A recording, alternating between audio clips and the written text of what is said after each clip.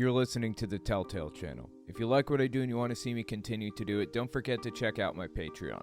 And take a look at my other YouTube channels too. You can find some ad-free, uncensored, complete versions of my videos on my website, owenmorgan.com. And while you're there, don't forget to sign up for my email list to get early access to everything I release.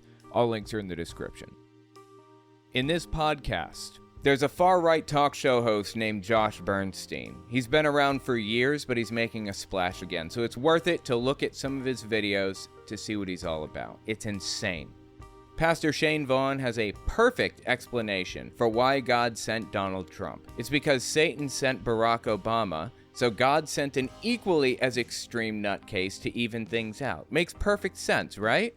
Televangelist Jack Hibbs just endorsed a political candidate from the pulpit. FFRF is going after him for it. But that's not the first example of it. Surprisingly, or not so surprisingly, Hibbs has been endorsing political candidates from the pulpit for a very long time. Let's talk about his sordid history with political candidates, successful and failed. We also take voicemails. If you want to leave a voicemail, the number is 1-800-701-8573. Also, don't forget to get my book, owenmorgan.com/book. That's my Etsy shop. That's the preferred way. If you would rather go through eBay, you can go to owenmorgan.com/eBay. It'll take you to my eBay store.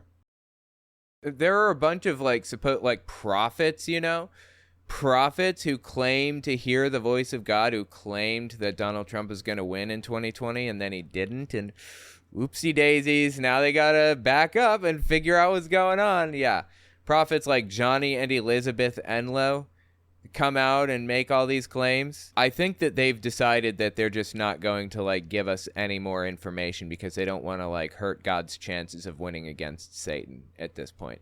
Have you heard any timeline? Of course, that one has to come out. Any timelines at all? It's the same thing God says, and it's the most frustrating timeline ever. Soon! Because... By the way, this is 2021. This is early June 2021. This is 6 months after Biden was inaugurated, basically. And they're asking when Trump is going to be reinstated as president. Soon with him is never our soon. Never our soon.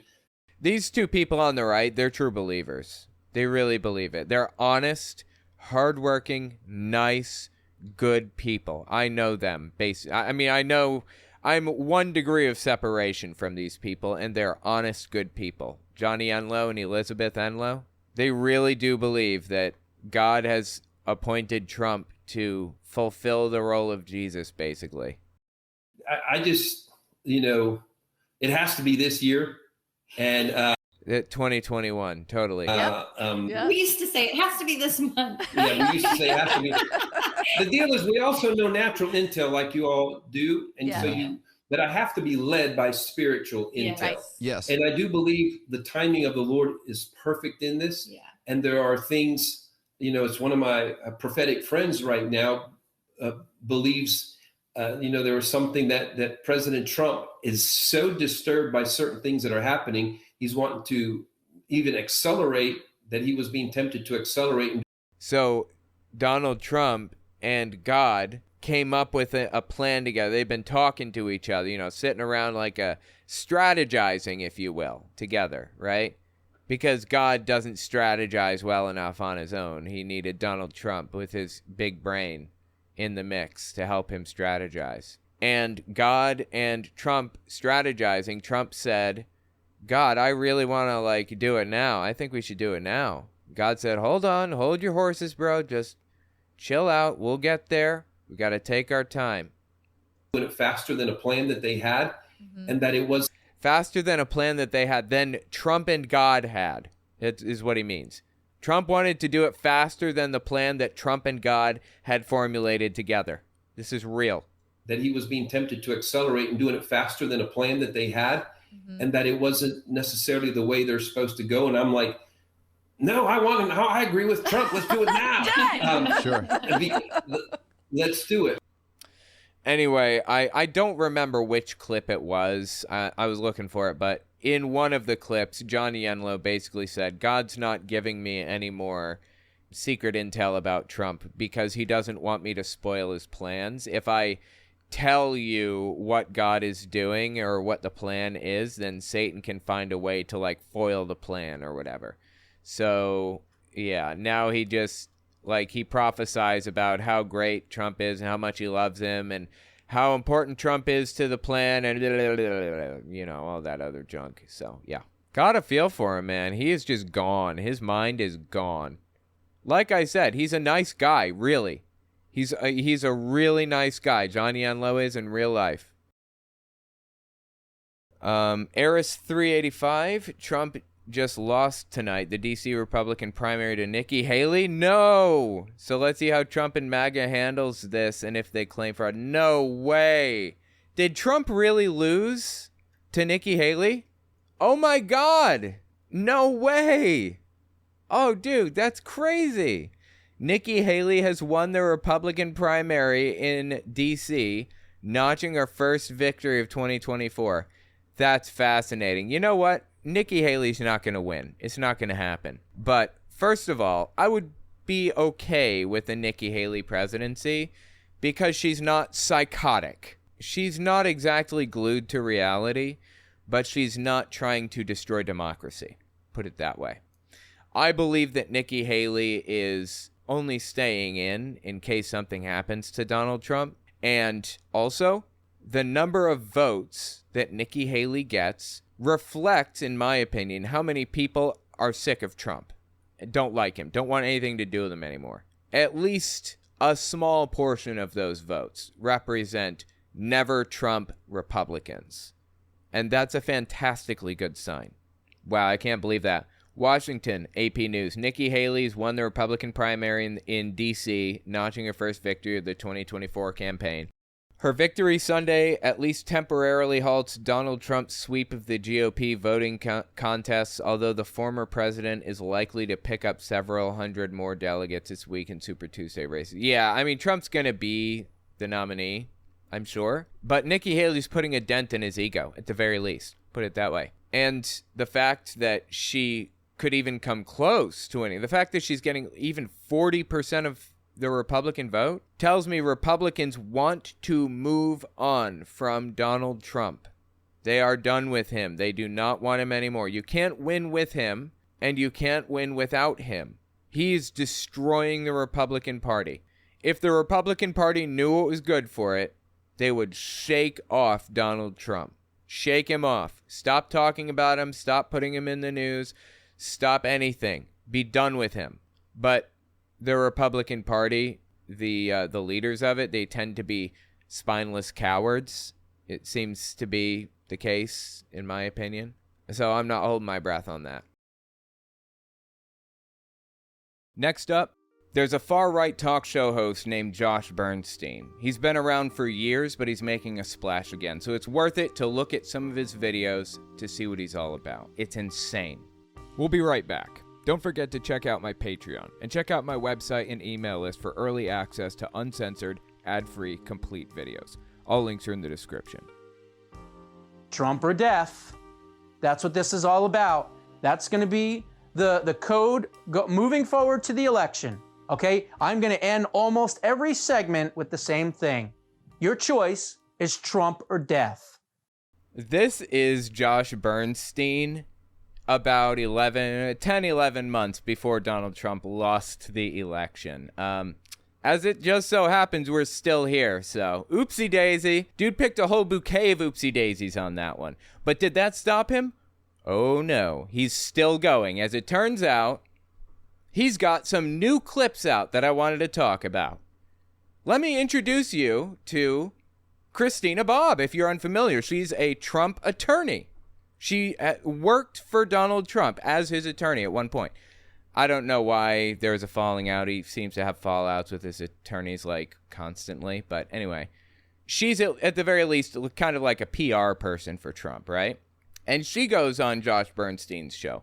By the way, Bernstein was kicked off of Roku and a whole bunch of other Apple podcasts. He was effectively deplatformed from all of these like bigger platforms because he, I'll show you, but he wished death upon people and called for their deaths. I'll show you the clip that got it, that got him removed in a minute. But listen to this brand new clip. This is Christina Bobb with Josh Bernstein, probably on his Rumble, because he'll accept pretty much anybody nowadays. Listen to this. This is from early March 2024. The number one priority for President Trump has got to be picking somebody that the establishment, and rhinos, and the Talking about picking somebody as vice president. By the way, it's weird that he's still alive, right? After that last video, I thought he would have been dead, huh? Trump or death? What happened? and the globalists would not dare want to take his place. In other words, safety and insulation from, devastating attacks or assassination attempts or anything like that. And so Josh Bernstein believes that Donald Trump is in such danger from being assassinated that he needs to pick a vice president that would be less desirable than Trump himself, so that people don't want to assassinate Donald Trump, because that would be like, getting the VP would be even worse than having Trump.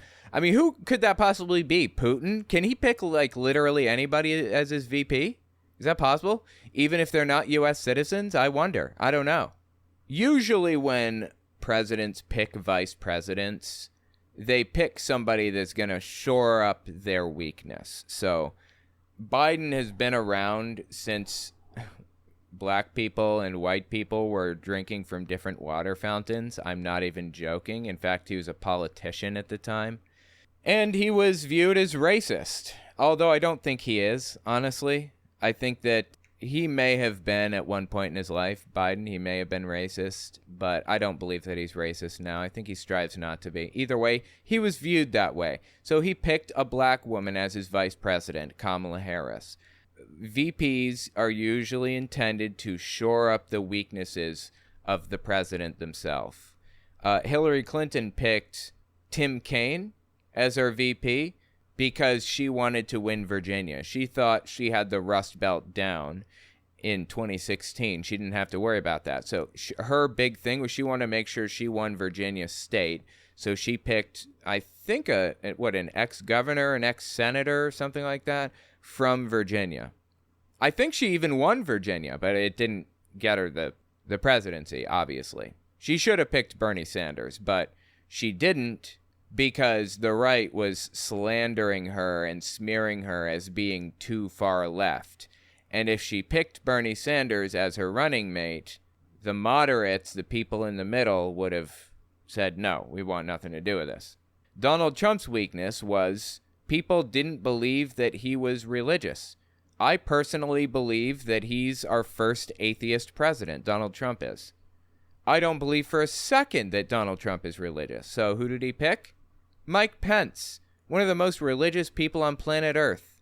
Dude won't go into a room with another woman without his wife present. It's like a problem at this point. Anyway, so Josh Bernstein, obviously not understanding anything about how politics works, says we need to pick a vice president who is so detestable and grotesque and evil and disgusting to humanity that they're even worse than Trump, and that'll prevent Trump from being assassinated. Okay. Who could that be? Tell me in the comments, who is more detestable than Donald Trump? American citizen or not? Who is the most detestable, disgusting, awful vice president Donald Trump could possibly pick? the sad part is that back in the old days, it was pick someone that you can work with, pick someone that you can trust, pick someone that shores up your weakness. What's he even talking about here? This has nothing to do with the standard political wisdom or the standard political strategy. Pick someone that you can trust. Pick someone that can help you win a state that you need. Yeah, okay. Like Tim Kaine and Hillary, I suppose. Pick someone that maybe has experience that you don't have. These are not the times we are living in. So if you can say one thing to President Trump, I would tell him to pick a candidate that would insulate him and make sure that not only does he win the election, but God forbid they ever would try to do anything. I mean, clearly you can look at Biden and then look at Harris and say, well, Harris is worse than Biden in a lot of ways. In what ways is Kamala Harris worse than Biden? What is he even talking about? Neither of them are like bad. Biden's bad quality is only bad because he's too far to the center, if anything. He's too moderate, I guess. But you know what? I think that might be why 2020 went to him in the first place, because the people in the center decided they didn't want Donald Trump anymore, and Biden wasn't too far left to vote for. They were okay with voting for somebody who had been in politics for a long time, could get things back on track to where they were before the Donald Trump era started, and was a little bit closer to the center. Fascinatingly, though, Biden has he's governed pretty far left, surprisingly, very far left. He's forgiven a ton of student loan debt, like a crazy amount. You wouldn't even believe it. Like, my wife is going to law school right now, and she's got like hundreds of thousands of dollars in student loan debt already. And that's going to have to be paid down, and that's a nightmare. But Biden forgave $10,000 of it just out of nowhere. I was super surprised, because Biden forgiving student loan debt is a very left-wing thing to do and pretty respectable. So I'm not sure like what Bernstein's problem is exactly. People are telling me Mike Pillow is pretty bad as a VP pick. Marjorie Taylor Greene, Ron DeSantis would be bad. Teal Swan would be bad. Any cult leader. Remember, Tony Morris of the governing body. Oh boy. Tony Morris, now an apostate, but he's like working. Now he's a member of, I don't know, like the Catholic Church or something. And he decides that he literally writes a policy, like an executive order for Donald Trump to sign that bans people from wearing tight pants. Oh, dude, I can see it now. I love it to death.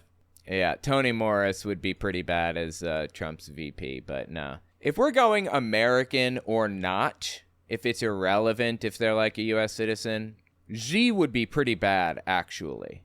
I mean, Putin is the obvious, like, terrible choice, but getting creative with it. Oh, Kim Jong-un. Kim Jong-un or Xi Jinping. Those would be pretty bad choices. Really bad choices. Mike Johnson would be bad. I don't know. Tell me who in the comments and see if you get upvoted. Let's see who would be the absolute worst by democracy in the comments. So anyway, this dude seems to think that like Donald Trump should pick the absolute worst vice president imaginable so he's not assassinated. Wow. Try to do anything. I mean, clearly you can look at Biden and then look at Harris and say, well, Harris is worse than Biden in a lot I don't know how. He's not even expanding on that. of ways. And he needs to find someone so unpalatable to the establishment that not only could win, but they would never want to threaten President Trump. Tucker Carlson, Kerry Lake. Ooh, those are all really bad choices. This dude's doing the heavy lifting for us, right? Yeah, so Tucker Carlson, Xi Jinping, Kim Jong-un, oh my God, Kerry Lake, Marjorie Taylor Greene. We've got, people are saying Jeffrey Epstein. I mean, Epstein is dead now, but he would be pretty bad, I guess. I suppose we can, okay, all right, I'll tell you what, let's do this. In the comments, we can do fictional characters too. Not fictional, but like dead people, like actual people, real people, but people who may not be alive today, like Jeffrey Epstein, for example. But make it a real person. Tell me who in the comments. Like, who is literally the worst person that Trump could pick as his VP? Matt Gaetz, Marjorie Taylor Greene.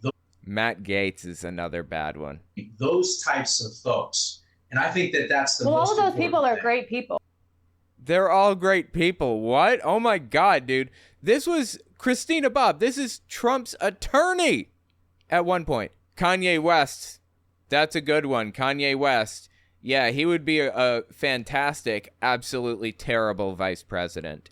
Kanye West would be a bad pick. By the way, Kanye West had dinner with Donald Trump. These two guys right here on the left. Top is, in the center is Kanye West with a mask on. He doesn't want his face shown while he says all this anti-Semitic psychotic shit. And then on the left is Nick Fuentes. On the right is the founder of the Proud Boys and, believe it or not, the founder of Vice News. Really, I'm not joking. He's far right now. He's Gavin McInnes is his name. Anyway, he was interviewing Fuentes and Kanye West. Just let Kanye West explain it for us. I think it's awesome for a presidential campaign. Yeah? To have someone that's honest, that understands the state of the world, and that's ready to listen to what the American people need. But Hitler's got a pretty bad reputation. Well, who made that reputation? That was made by Jewish people. Well, the murdering Jews was a pretty big part of his bad reputation. Yeah, but some of it's incorrect. Also, the Holocaust is not the only Holocaust. So Okay. for them to take that and claim, we have abortion right now. That's eugenics. That's genocide. That's. Oh my God, dude, this is insane. For the record, this is Holocaust denialism. And by the way, this happened before the Palestinian-Israel stuff was blowing up, before October 7th. This is from like 2022 or something. So he was just straight up being anti-Semitic just for the sake of it. But the dude, not only does the dude have a problem with Jews, but he actually actively loves Hitler. Seriously, I'm not joking. Kanye West loves Hitler. His words, not mine. Get the Hugo Boss uniforms, amazing. But I mean, just because you're in love with the design, you're a designer. Can we just kind of say like you like the uniforms, but that's about it? There's a lot of things that I love about Hitler. A lot of things. I don't like what he dug his own hole there. Like I said, Holocaust denialism. Hitler did kill 6 million Jews, and he kept meticulous records. We know that it was, give or take, 6 million Jews that died. I'm so sick of Holocaust denialism. And you know what? He's right. That wasn't the only genocide that took place. You know, there's the Rwandan one and others. The Uyghur Muslims. Canada did a cultural genocide against the natives, against the indigenous people there. The U.S. did one against the Native Americans here, Trail of Tears. There have been some real ugly things that have happened in the past, and denying that it's happened or twisting it around a little bit or whatever is just scumbag behavior. Like, scumbag behavior doesn't even begin to touch what it is. So yeah, Kanye West, he's up there. He's bad. He would be a bad VP. Tell me how bad of a VP you think he would be. Would he be the worst? The most disturbing thing about Josh Bernstein, though, in my opinion, back to Bernstein here, is that he is really well connected. He knows all kinds of political, not candidates, but like political actors, like members of the House of Representatives, of state houses and federal houses. This is Wendy Rogers on the right. I don't know if she's a Nazi or not, but she hangs out with Nazis. You remember that clip a second ago with Kanye and there was that kid next to him, Nick Fuentes? Nick Fuentes is a Nazi, self-avowed, full-blown. You know, he said, I am a Nazi, I love Hitler. That is the kind of thing that Nick Fuentes says and does, really. And Wendy Rogers, state representative in Arizona, showed up to Nick Fuentes' conference, AFPAC, America First Political Action Conference. And she also showed up to Josh Bernstein's show. This one is from 2021. This is late January 2021. Thank you, Josh. You are a courageous champion. So courageous. In a sea of muck, in a media milieu that you... Oh boy, milieu, big words. Milieu that you definitely stand out in. You have a command of the law, and I just admire you so much. I know we've sort of just met over the last few months, but you know, you are brave, and you need to not, you know, you need to acknowledge that. There are very few of you, especially in Arizona. Mm-hmm. Yeah, because she's an Arizona representative. Who stand out as knowledgeable and brave. And my hat is off to you. Her head? Her head is off? Look at this banner. If it's banned on social media, you'll find it here. Josh Bernstein, uncensored.com. Wow, dude. This guy seriously needs help. Like I said, in Alex Jones fashion, Bernstein was removed from things. He was removed from the Roku store, which is where a lot of people, get stuff. Like Jehovah's Witnesses have an app on the Roku store. He was removed from the Apple App Store, from Apple Podcasts, and from YouTube, and from everything else, all the junk. But he had his own website, and he wrote his own books, and he was perfectly free to say what he wanted. Nobody was arresting him for anything that he said. Although maybe that should have been on the table. He literally threatened violence against people, but that's neither here nor there. We'll get there. This is the clip that we talked about in the very beginning. This is the intro clip. He believed if Trump lost in 2020 and Biden became the president, he believed that he was going to die, or that we were going to die. Like, everyone was going to die. The United States was going to fall into complete disrepair, complete societal collapse. Trump or death is what he said, right? This one, by the way, this is mid-February 2020, so about 10 months before the actual vote took place in November 2020. Trump or death. That's what this is all about. That's going to be the code moving forward to the election. Okay? I'm going to end almost every segment with the same thing. Your choice is Trump or death. Immigration, you want control over immigration, you vote for President Trump. Oh, because he fixed it, right? Yeah, he had the office of the presidency from 2016 through 2020. And what did he do? Nothing. He did nothing. He wanted to build a wall, Donald Trump did. Apparently not realizing that the majority of people come in legally and overstay their visas.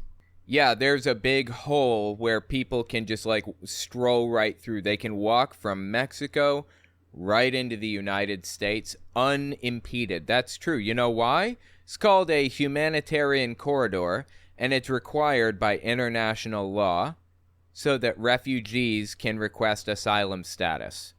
They must have a clear path to a United Nations application building.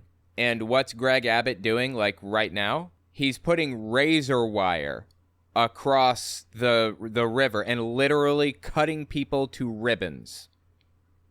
Well, not literally, I guess. He's cutting people to ribbons. People died because of what Abbott did, the governor of Texas. Really. The border is always the thing that the right fearmongers about to get people whipped into a blood frenzy when election time rolls around. Honestly, economies need to grow to improve. They need to grow and build, and to make that happen, you need more people pumping money into the system, giving it velocity, moving things around. Russia was offering women, I don't remember, basically the equivalent of $10,000 or something, to have children. Have kids, as many as you can. We'll give you $10,000 per kid. You know why? They want a baby boom. They want more people to be born into the system to kind of give a shot of adrenaline, if you will, to the economy. That's what happens when there's a big baby boom like that. We don't have to worry about that in the United States. We don't have to birth our way into a good economy. There are people who are perfectly capable of working, perfectly qualified to do manual labor, strawberry picking, and they're capable of learning skills just as capable as anybody else. And in fact, some of them have education, degrees and stuff. And what are we doing? We're putting razor wire across the river to cut them to ribbons, is what we're doing. Well, Biden asked Congress to grant some big special emergency something or other to give him the authority to act to fix things on the border, to change border policy or whatever in an emergency. Even though there's no emergency, there's no need to do anything or change or whatever. What we should be doing is letting as many people in as we possibly can, honestly. If we wanted to benefit the United States, we would open the floodgates wide open, just throw the doors open. But okay. So Biden says he wants to change border policy to make it more difficult, and he wants permission to do that. Ask Congress to help him, to give him that emergency authority to, like, get more border agents down there and everything else. And what happened? Donald Trump told Congress, pulling strings behind the scenes the way he claims Obama was, by the way, told Congress not to do any border deals because Trump wants to come in and fix it. They don't want the border fixed.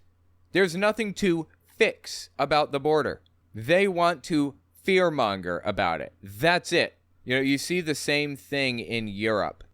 Muslims are the European Mexican in the sense that Muslims are hated and talked down to and treated like garbage. Hijabs are banned in government buildings or in supermarkets or in this place or that place or whatever. You know, all these people talk about loving freedom. I have the freedom to do whatever I want. If I want to wear a hat somewhere, then I should be able to wear a hat somewhere. But no, you're not allowed to in some places in Europe because they wrote bills to ban head coverings, hats, scarves, hijabs, that type of deal. Because of bigotry. Plain and simple. It's not about freedom. It was never about freedom. It was about bigotry and hatred. In the United States, we see the same kind of thing with against Mexicans, against South Americans, against others. Bigotry. Pure, unadulterated hate for no other reason than simply to hate people. If we wanted to improve this country, we would throw the floodgates wide open. Let everybody in. I mean, we need to document them. We need to have them go through the system. We need to make sure that they're not terrorists, you know, but allow them to go to an asylum center. Bring in 50,000 brand new federal agents that can vet these people and help them get established in a new area and go from there. I see no downside to that. Apparently, the Republican Party does.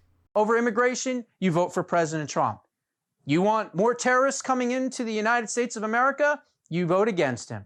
It's really that simple. This is not about... I mean, terrorists were not coming over the border or whatever, like he's claiming.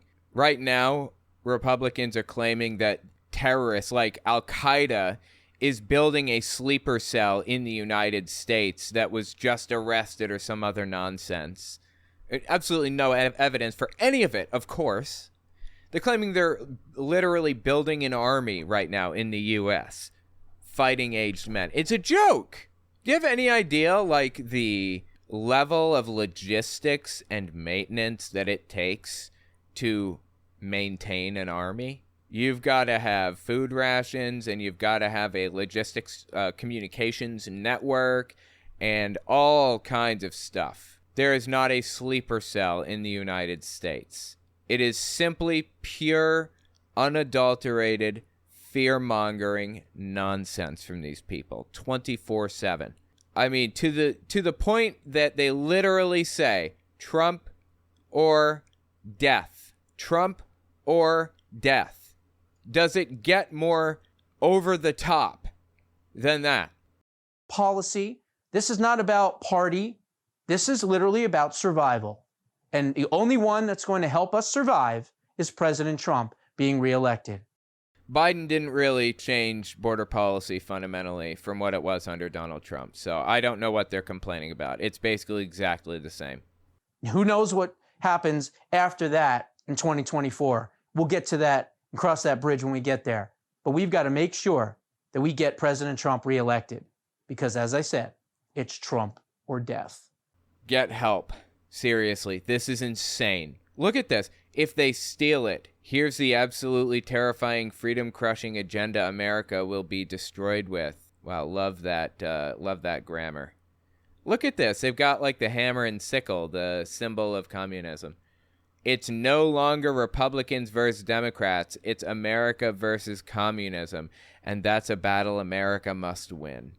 2020 is no longer Republican versus Democrat. It's freedom versus tyranny. I mean, these are memes that he popped up during his show. This is insane. We are at war, Trump or death. This is absolutely nuts, honestly. All right, now listen to what he said next. I think that this one is from about 6 or 7 months after the one that we just listened to. This is from late September 2020. Last video about Trump or death, that was from mid-February 2020. So this is like 2 months before the election actually took place, right? Everything, folks, is on the line. Everything. Now, I will end it with this. If, God forbid, they figure out how to steal this election, the only thing that's going to save this country is revolution.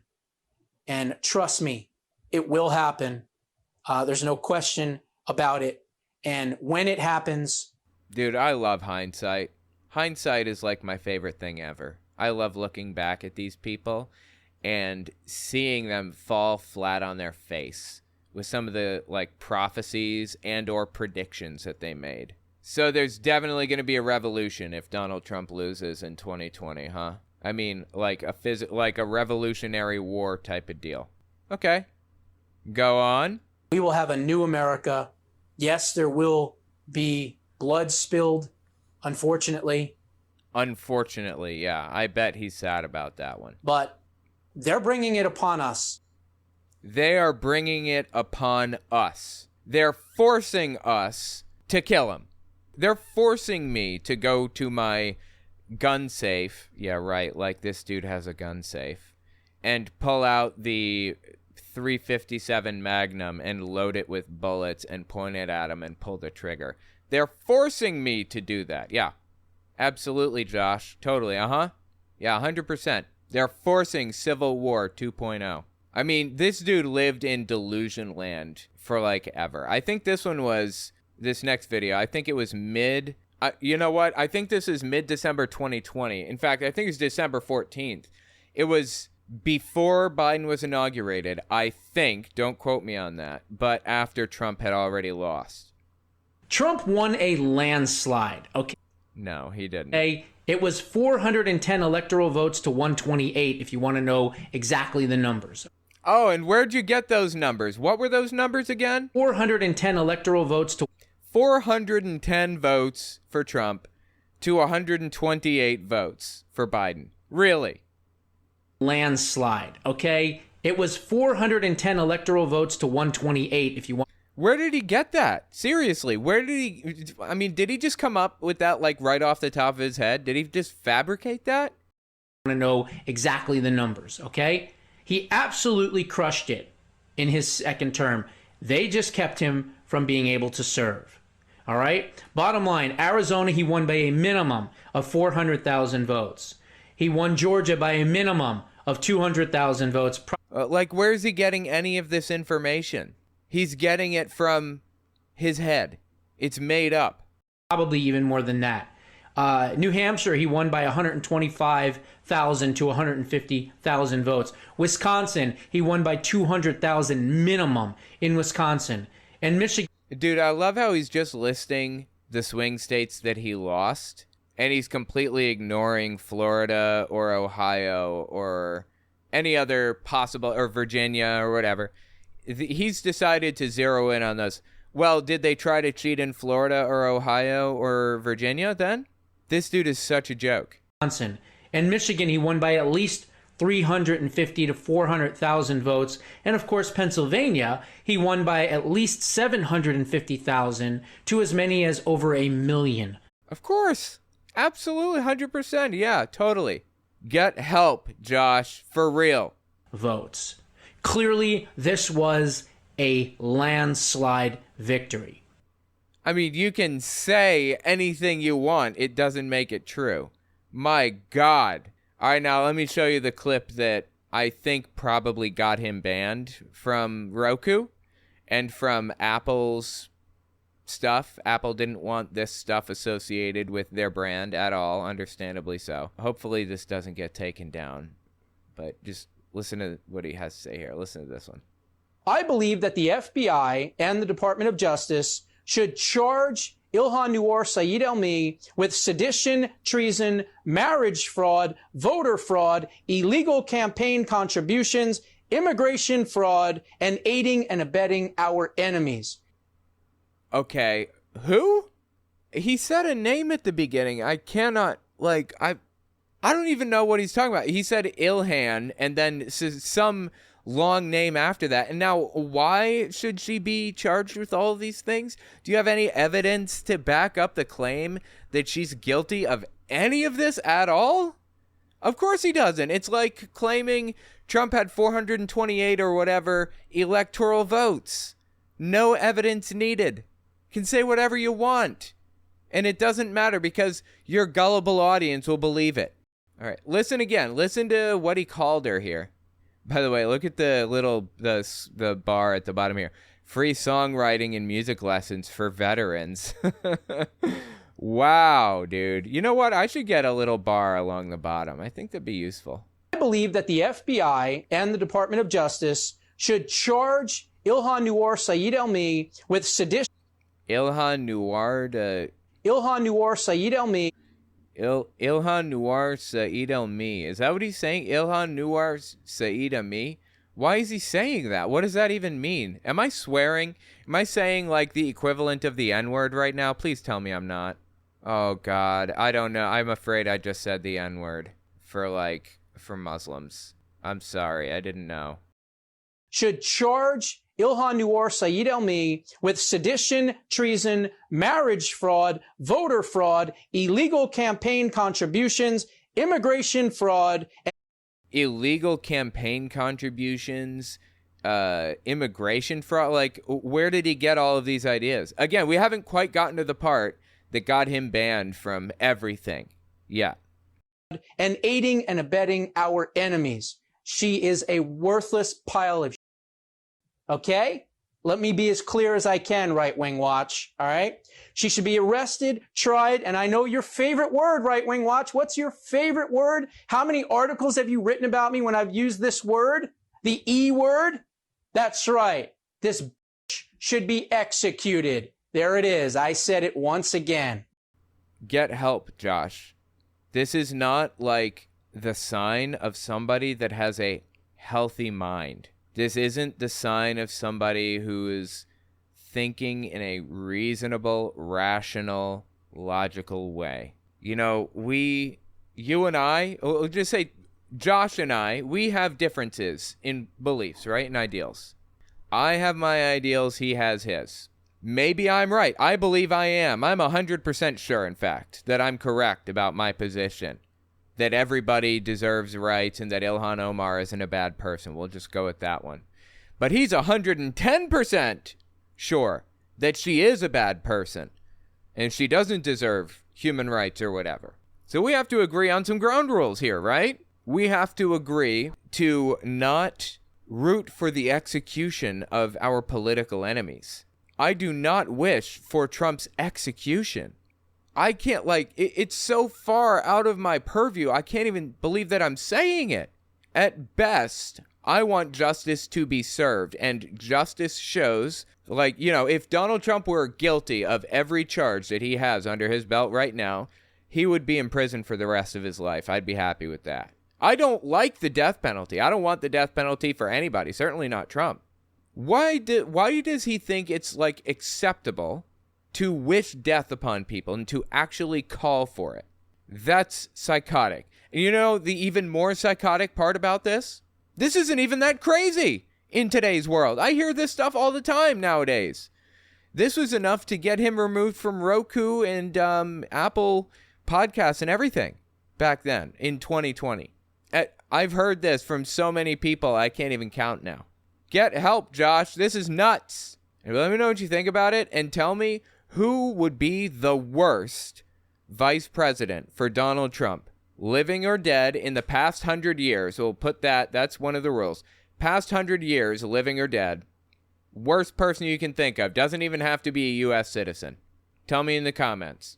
We'll democratically decide through likes and dislikes which one would be the worst. Tell me what you think. Next up, Pastor Shane Vaughn has a perfect explanation for why God sent Donald Trump. It's because Satan sent Barack Obama, so God sent an equally as extreme nutcase to even things out. Makes perfect sense, right? We'll be right back. Don't forget to check out my Patreon and check out my website and email list for early access to uncensored, ad-free, complete videos. All links are in the description. The little LBGTQSers and who all they are don't have jobs. You understand, right? They smoke weed. Really? Wait, what was LBGTQSers all smoke weed and don't have jobs? Interesting supposition.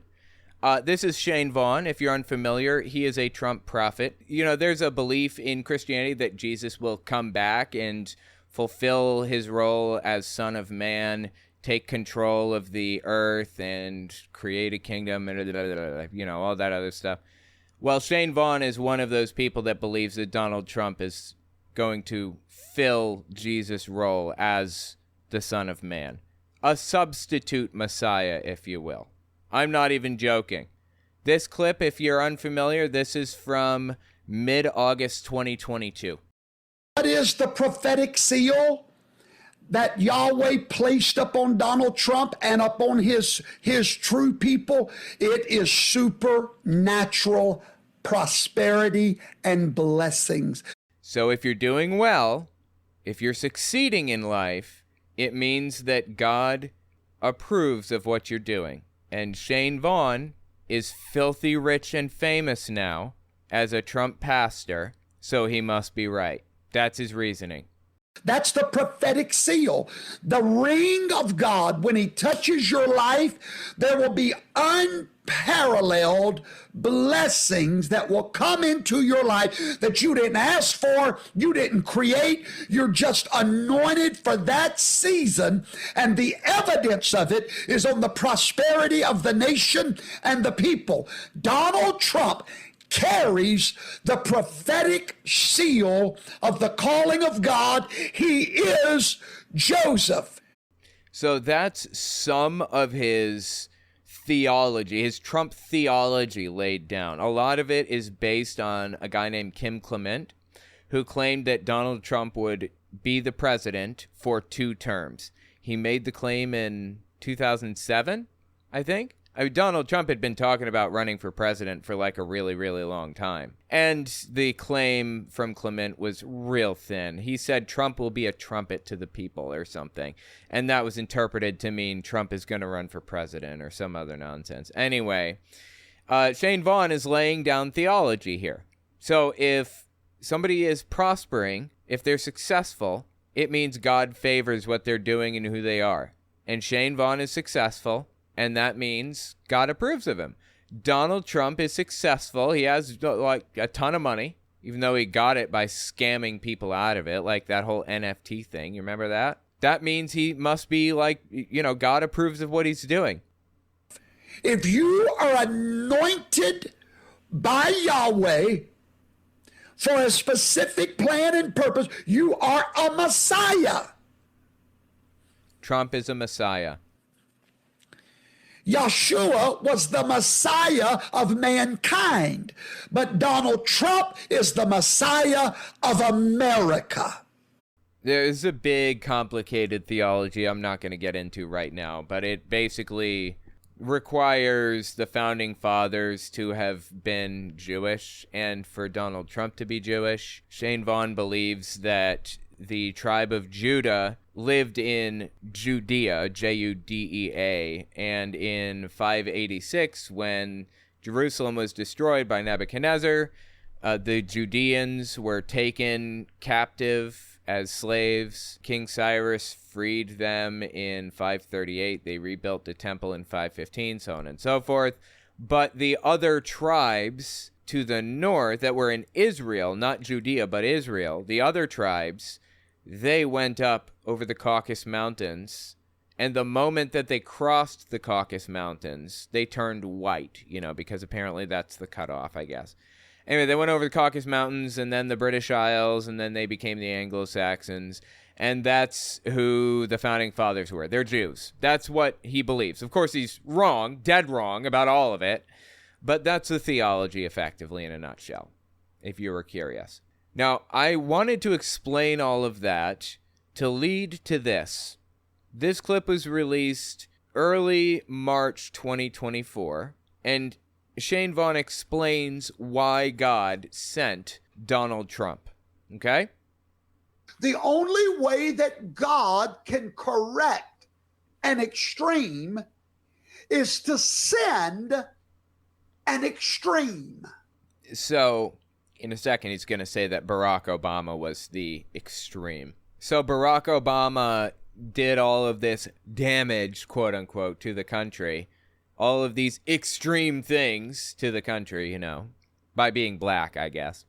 And an orange person, I guess, had to come in and fix all of the extreme changes that this black guy did, okay? And that's why he raised up Donald Trump, because Satan had raised up Barack Hussein, gay, raised by transgenders, Obama. Wow, that's a long name. Is that his real name? Barack Hussein, gay, raised by transgenders, Obama. There are conspiracy theories in there that I haven't heard, and I thought that I'd heard all of them. He thinks that Obama was raised by trans people? I mean, I've heard the conspiracy theory that Michelle Obama is trans. That poor woman. I feel so bad for her having to go through everything that the right puts her through. It's just disgusting.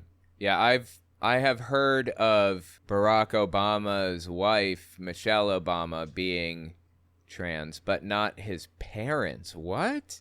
Like Ted Nugent talking to Kyle Rittenhouse here. How are you doing? I'm doing okay right now. This is This is March 31st, 2023, by the way. A little upset with what I'm saying right now going on in this world. Because what they're doing to Trump is another example. What they did to Jacob Chansley when it's on film that the police... Talking about the QAnon shaman. Welcomed him into the Capitol. If the police welcome you into a building, who could possibly charge you with trespassing? Jacob Chansley was invited into the Capitol by police officers. Is that what he said?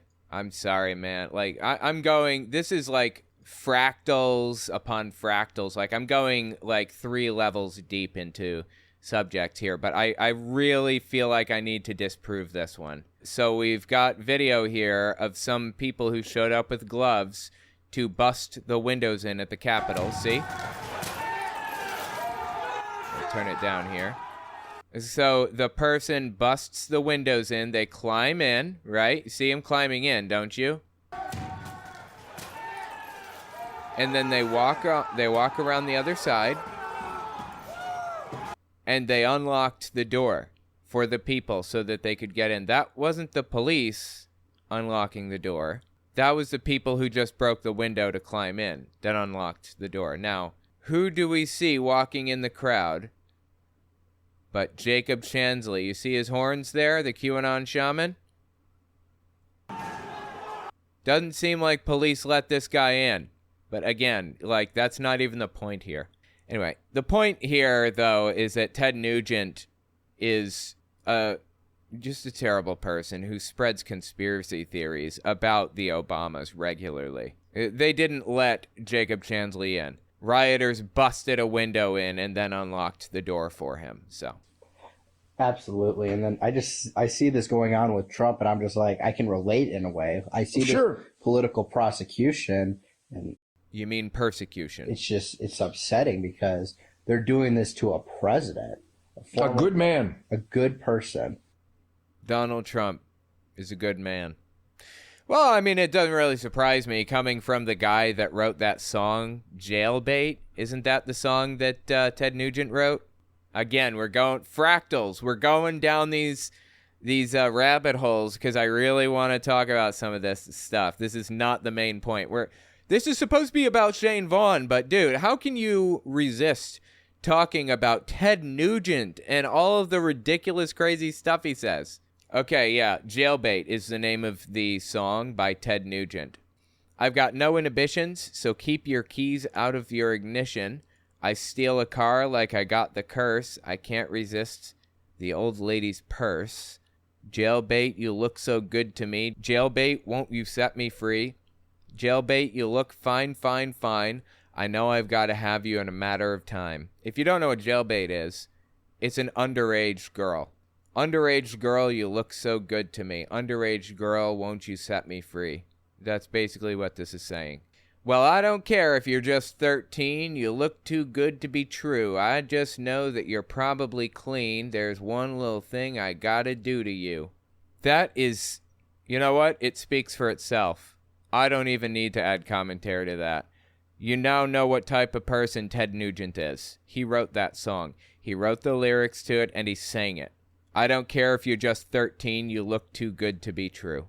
Jesus Christ. Now let's listen to his horrific, disgusting demonization of the Obamas. Well, you know, I went through this anti-justice system at the hands of Barack Obama.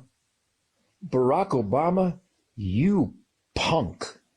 I don't even know what he's talking about. He went through the justice system. I mean, if he went through the justice system, I just had to guess, just knocking one out there. I would guess it might be because of some thing he did with an underage person. But I don't know. I have no idea. You horrible anti-American, communist, Islamic terrorist. Well, that's going to go in the media. That's what he was. He literally reignited racism in America. Dude, look at Kyle Rittenhouse's face here. He's just like, just tapping his leg. Thanks a lot, Barack, and your buddy Mike, and your two fake daughters. And if I'm wrong, somebody show me a picture of Mike Obama pregnant. Michelle. Ted Nugent claims that Michelle Obama is a man named Mike. Trans man named Mike. How whacked out is that, man? That is just disgusting and sad. And for the record, there are pictures of Michelle Obama pregnant with her kids. They're all over the place. They're not hard to find. Does Ted, well, I don't care if you're just 13, Nugent, care if there are pictures of Michelle Obama pregnant? No, he doesn't care. What he cares about is convincing people that Michelle Obama is trans, disgustingly. It's honestly sad. It's honestly sad. So anyway, back to Shane Vaughn, the ultimate point of this entire story here. He released a new video early March 2024 about Barack Obama, justifying Trump's extreme behavior because he needed to be extreme to reverse all the extreme things that Barack Hussein, gay, raised by trans people, Obama did. Raised up Barack Hussein, gay, raised by transgenders, Obama. Obama brought such extremity to the nation. He brought such extremity. Okay, extremity is a different word. But all right, whatever. You know what? Not going to be a grammar Nazi. Go on. That God had to reach down and raise up another extreme. And that's why I tell you that Barack is who created Donald Trump. Because anytime the devil makes a move, Yahweh, God, makes an even bigger move. Why is there even like a supposed battle happening right now? I don't understand. Doesn't God already know what Satan's going to do like way ahead of time because he's clairvoyant or whatever? Why is Satan even bothering? And why did God write his playbook down like for everybody to just read? Like, doesn't Satan have a copy of the Bible? Can't he just read what God's plans are or whatever? Is there a possibility that like Satan might win this war? Should I be hedging my bets here? Something's telling me maybe I should. Maybe we should be siding with Satan instead of God, right? That's the clip I wanted to talk about, but for good measure, let me show you the clip from which the intro came. This is the clip that I got the intro from right here. This is from June 1st, 2023. Check this out. Can I explain something in case y'all don't know this? Please. The little LBGTQSers and who all they are don't have jobs. You understand? Yeah, so gay people don't contribute to the economy to any degree, ever, at all. It's forbidden. All they do is sit around and smoke weed, right? Gay people, trans people, anybody in that community, they all just smoke weed and don't contribute to the economy. Oh, except for buying the weed, I guess they're kind of contributing that way. And right? They smoke weed from the time they get up to the time they go to bed in their mother's basement. That's your little rainbow people. Oh, they live in their mother's basement. Okay, he's adding canon. He's adding head canon to this. Interesting. The little rainbow people, they don't go to jobs because they can't mind bosses. Nobody's going to tell them what to do. So now Target knows that the LGBTQTIFZ and O, those people have to shoplift because they don't have money. Oh, and that's why Target put an LGBT section there, because they know that gay people don't have money, so they have to shoplift everything. And Target really wants people to shoplift, right? Obviously. So they put a section there specifically for gay people to shoplift from. This is making complete sense so far. Okay, go on. Because they don't have money. You know, they just live kumbaya. They think boys are girls, girls are boys. They think money falls on trees. So Target hates you because they know you've got the power. You've got the power to what? You middle-aged, conservative Christians, you got this. Yeah, they know it, and they hate you because they have to bow down to you. Okay, then. Thank you for your input there, Shane, on the LBGTQIA plus community and how they're broke and they smoke weed and they live in their mom's basement. You know, that honestly doesn't sound like a bad life if you can swing it. But sadly, most people can't, and that's neither here nor there. This dude is absolutely terrible in every way. At least we know his position on Barack Obama's parents, though. Apparently, he thinks they're trans. I didn't know anything. I hadn't heard that conspiracy theory. That's a new one to me. So thank you for giving me a brand new conspiracy theory to read about and look up and dig through, Shane. I really appreciate that one. Let me know what you think about it in the comments. This dude is something else. Next up, televangelist Jack Hibbs just endorsed a political candidate from the pulpit. FFRF is going after him for it. But that's not the first example of it. Surprisingly, or not so surprisingly, Hibbs has been endorsing political candidates from the pulpit for a very long time. Let's talk about his sordid history with political candidates, successful and failed. We'll be right back. Don't forget to check out my Patreon and check out my website and email list for early access to uncensored, ad-free, complete videos. All links are in the description.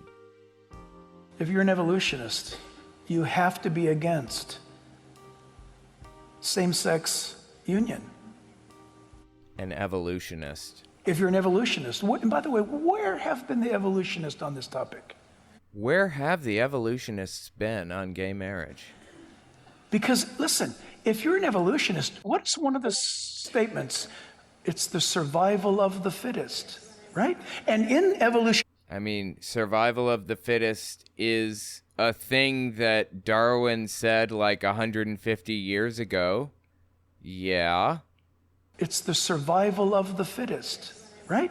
And in evolutionary theory, the survival of the fittest has to procreate. So that's Jack Hibbs. If you're unfamiliar with Jack Hibbs, he is a far-right extremist televangelist pastor. He's like a megachurch pastor, right? And he's extremely influential, especially in his little district in California. Now, according to IRS tax code, he's not allowed to get involved in politics. He's not allowed to specifically endorse or oppose political candidates or parties. And there's a reason for that. There's a separation of church and state in the United States. there is supposed to be a separation. When church and state are inextricably linked to each other, it ends badly every single time. Matter of fact, that's why the founding fathers wanted to create the system that they created in the first place, because they were in England and being forced to be part of this religious organization. Anyway, listen to what Jack Hibbs had to say. This is late February 2024. How are you voting regarding our upcoming local vote? I want to publicly right now today encourage all of you to vote for Steve Garvey. So what he's doing here is explicitly outlined and is illegal. It's not like he won't go to jail for it or something, but he would lose his tax-exempt status as a nonprofit organization. And he would have to start paying taxes to the federal government and the state government and the everybody else. But he knows that he doesn't have to live in fear of that. He knows he can say and do whatever he wants, and there will be no repercussions. You got to vote for Steve Garvey. Literally endorsing politicians from the pulpit. It's against the law for me to, I just remember, it's against the law for me to say that in the pulpit. So, as a public citizen, Steve Garvey is not only one of the greatest baseball players of all time. Wow, is it that easy to bypass the law? You simply walk in front of the lectern and say it instead of saying it behind the lectern? I thought you were persecuted. I thought you were mistreated terribly. What happened to all that? These people have always been completely full of shit. But aside from that, he should be losing tax-exempt status for this. Would you be surprised to find out this is not the first time he's done it either? As a matter of fact, FFRF, Freedom from Religion Foundation, they are pursuing this matter. The first step begins with cease and desist, and then it escalates. There are a whole bunch of steps in between. Some of these things play out for years. Sometimes people don't have standing because it's been remedied, so on and so forth. Who knows if anything will come of it? Probably not. But FFRF is on it. They're working on preventing pastors like Jack Hibbs from doing this kind of thing in the future.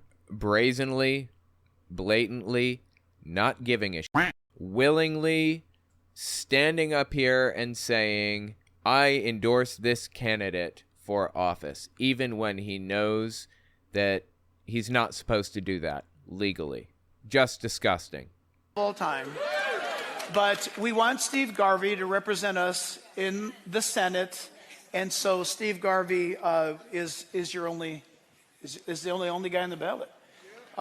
He's your only option, is what it seems like he was going to say, right? He's your only option. He's the only person that you should be voting for. I don't know anything about him. So there, that was legal. I just had to move. No, it wasn't legal, quote unquote. It was still a violation of the Johnson Amendment, first of all. And second, is it really that simple? Does he really think it's that easy to bypass the law? If so, why does he think he's so persecuted?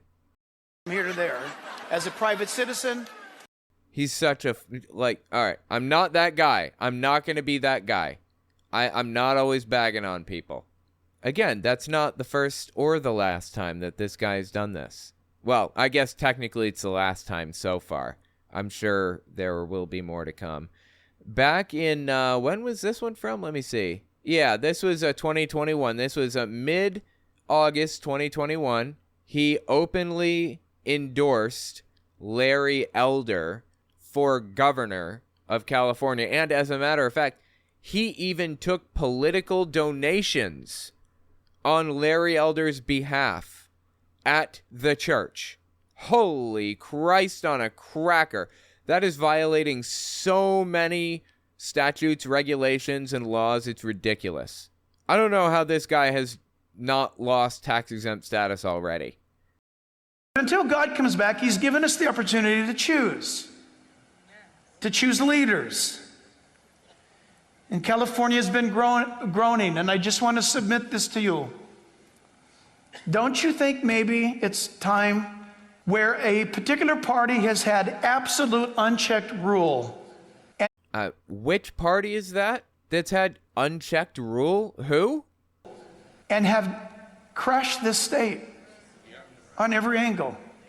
Okay, well, yeah, okay. California does have a lot of Democrats. New York City is also full of Democrats, but, you know, Republicans just run as Democrats in New York City. Like, the mayor is Eric Adams right now. He's absolutely a Republican. He ran as a Democrat. He's a Republican. You can tell it from a mile away. Let me tell you how I know that Eric Adams is a Republican pretending to be a Democrat. He says that Christianity should be taught in schools, basically, effectively. He went to my kid's school, actually, my kid's high school, and she saw him there. She got to hear him speak. And he said he used to deal with bullies, and the method that he used to deal with bullies was he would pray, pray, pray. And I guess that worked out for him. He's also a massive supporter of the police. He was the police chief for a long time. You don't really, support the police unquestioningly without being at least a little bit to the right. The point that I'm trying to make here is that there are still Republicans in the system. They're just running as Democrats.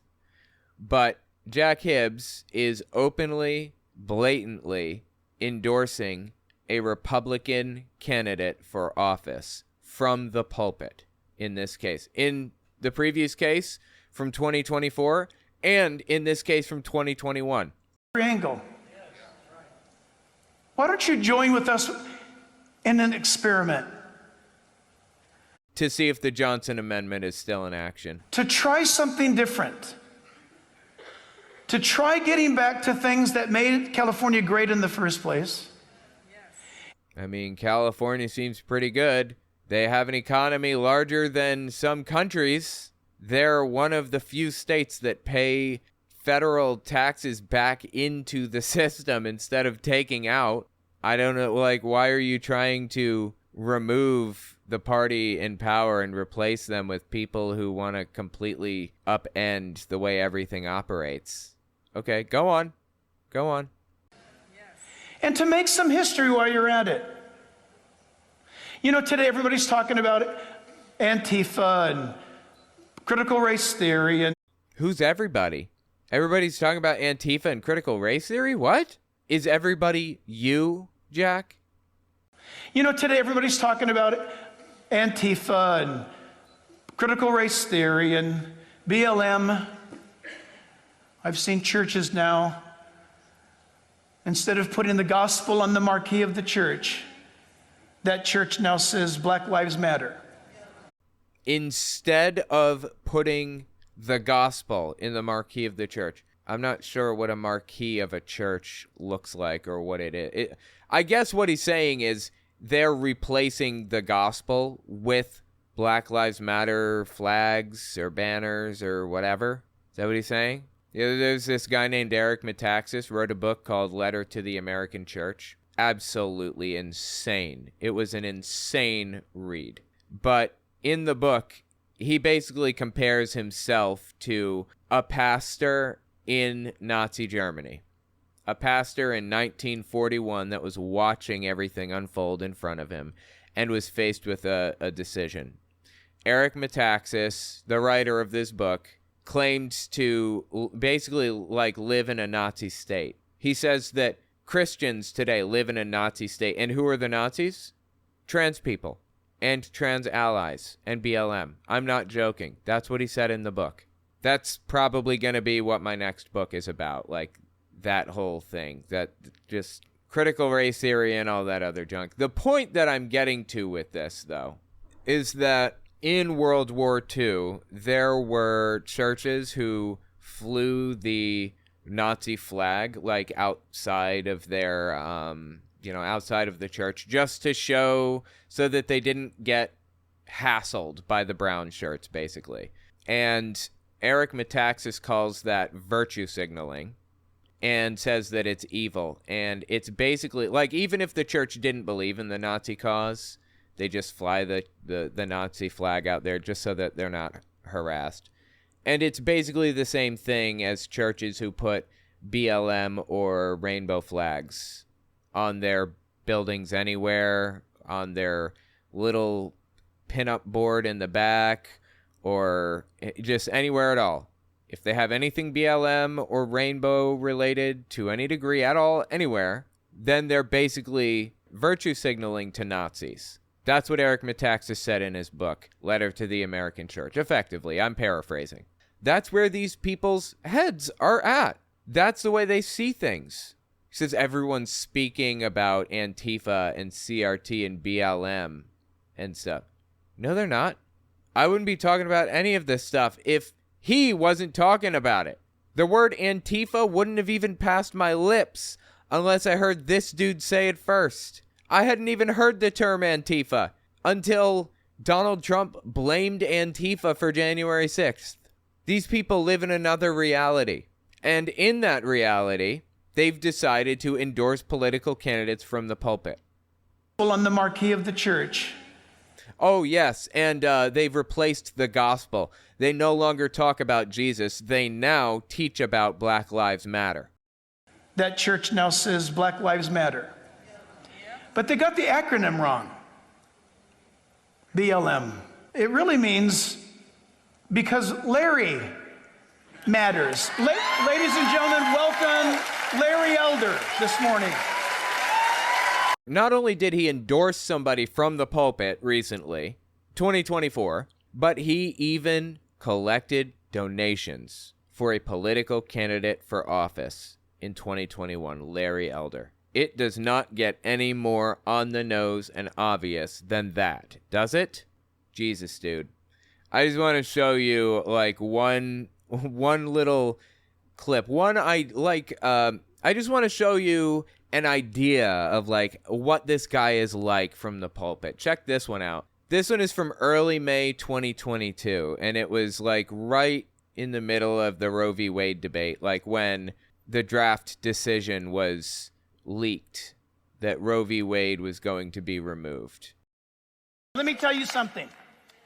The Democrat Party is a death cult. Every single Democrat voted to kill babies up in Sacramento last week out of the womb. Kill them. Kill them, they said. Kill them. Democrats in Sacramento. So I guess he's saying like, House members of the Democratic Party said kill them out of the womb. Kill them, they said. Kill them. That's what he's saying? Which ones? Which Democrats? Tell me which ones it was. Give me names specifically. I don't believe you. He's also seemingly perpetuating this idea of post-birth abortion, where people have the baby and then kill it. I have news for you. That's fictitious. It was never real. It was fake all along. It was made up by Jack Hibbs and his ilk. This is not happening. Nobody is advocating for it. Nobody is pushing for it. Nobody is having it done. There's no political candidate or party or anything who wants any of this stuff to happen. You live in a fantasy. Unfortunately, the fantasy that he lives in is one that's going to get people killed, genuinely killed. It's going to get people hurt.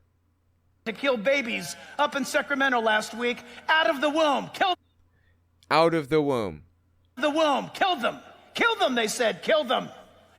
I don't believe him. The point is that this guy has been political all along, since day one.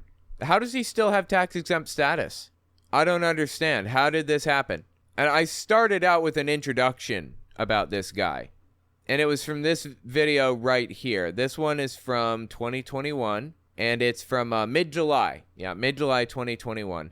And it is him arguing that being gay is wrong. So let me just dissect a little bit of it. When two people of the same sex get together, it's out of sheer wanton lust and pleasure only. Well, it could be out of love. For self. Nothing comes of it. Love comes of it. No life can come from it. No family can come from it. Okay, well, I simply disagree, good sir. People can have babies if they want. There may not be like a uterus in the mix, so they're going to have to go outside of the mix to find a uterus. But they can reproduce still. Additionally, is that what defines a marriage? If they can produce children, that's it? Just if they can make babies, then it's a valid marriage. Otherwise, it's not. Interesting. So when a couple is 50, 60 years old, their marriage is null and void from that point forward, is what you're telling me? For the record, I did look into this out of curiosity. It seems to be, like, why do gay people exist evolutionarily? Like, why does gayness exist at all? 10% of rams are in long-term gay relationships. You know, there are animals in the animal kingdom that are in long-term gay relationships with each other. Evolutionarily, what pushed that? The answer that I found is, with evolution, there's always a balance. You're always looking for a balance, right? If there are too many men and not enough women, it'll balance out. Men will not reproduce as much because there won't be enough women around, and evolution will correct for that through the selection process and through gene mutation and duplication and so on and so forth. And you end up with what we have today, which is surprisingly even. The split is between men and women. Like, oh my God, it's such an even split. It's like amazing, right? Like 50-50 almost exactly. Not exactly, but pretty close. In a lot of communities, long and long ago, millions of years ago, hundreds of thousands, when we were evolving over the course of that length of time, there were cases where parents would die, or they didn't want the kid, or they couldn't take care of the kid, or they were too old, or whatever. There was a surplus of kids around, and nobody to take those kids in. And it, you know, of course, being gay didn't just like evolve in human beings. It evolved long before human beings, obviously, because animals have gay relationships too. So the leading suspicion in scientific circles, as far as I can tell, is being gay exists because communities have a surplus of children a lot of the time, and a shortage of parents. From time to time, you lose parents, and gay relationships or gay people are looking for a family. They want to have a family too, so they can adopt the children who had lost their parents or were unwanted by parents or whatever. That's the scientific explanation for why being gay exists in the first place, as far as I can tell. Now, let's listen to Jack Hibbs complain about people being gay and evolutionists not agreeing with him. From it. No family can come from it. And let me insert this. If you're an evolutionist, you have to be against same-sex union. I don't have to be against anything. I can do whatever I want because I'm not bound to some weird, twisted moral system that he justifies by finding the verses that he likes best in the Bible. If you're an evolutionist, and by the way, where have been the evolutionists on this topic? Wait, I don't understand. Why did he even say that just now? If you're an evolutionist, you have to be against same-sex union. Why? Why? What inspired him to say that? Why do I have to be opposed to that? If you're an evolutionist, and by the way, where have been the evolutionists on this topic? Because, listen, if you're an evolutionist, what is one of the statements? It's the survival of the fittest. Again, that is a statement that has been made by people before. It's not like he's saying it like it's a verse in the Bible or something. What is one of the sayings? It's not like he doesn't even seem to understand what it means. Survival of the fittest isn't even like really used today. It's not valuable to represent how evolution works. Right? And in evolutionary theory, the survival of the fittest has to procreate. But if evolution's true, then there would be no such thing as homosexuality. Again, as I explained, evolution always has balance. There's always balance in the system. There was a surplus of children who didn't have parents, and there was a shortage of parents who wanted children but couldn't have them, or didn't have them for one reason or another. So we ended up with gay couples, long-term gay couples. It's homosexuality. Because over the last... You hear that? That's right. That's right. You listening to this? And there would be no such thing as homosexuality. That's right. Because over the last 400 trillion, billion, zillion, quadbillion, zillion... 4.54 billion years. Million years, evolution would have washed that out. It was washed into the system for a specific reason. Homosexuality, LGBTQ actions prove the existence of God. Because God's word says would be some of the outcome and actions of the last days. Wow. Well, that's Jack Hibbs for you. If you were unfamiliar with him, now you're not. I apologize for that. Honestly, it's kind of fascinating. Like, some of the arguments that he presents are bizarre and fascinating, and man, I wish I had more time to talk about him at length, because he goes through some wild stuff with Tony Perkins about the trans community. When confused in this area, he robs them of their God-given gender. Oh my God, dude. It's a disappointment that I can't go. I'm limited in how much time I have. Sadly, I can't go through some of this stuff. I would love to talk about more of this, but I'll tell you what, stick around, sub to the channel, check out the Patreon, check out my other channels, Owen Unfiltered and Owen Morgan Telltale and Owen's Fireside Chat. Those are the three main channels that I stream on and I release videos to and everything else. I just about guarantee that I will get around to this Jack Hibbs video. Just give it some time. Anyway, tell me what you think about this guy in the comments. I think he is absolutely terrible in every way.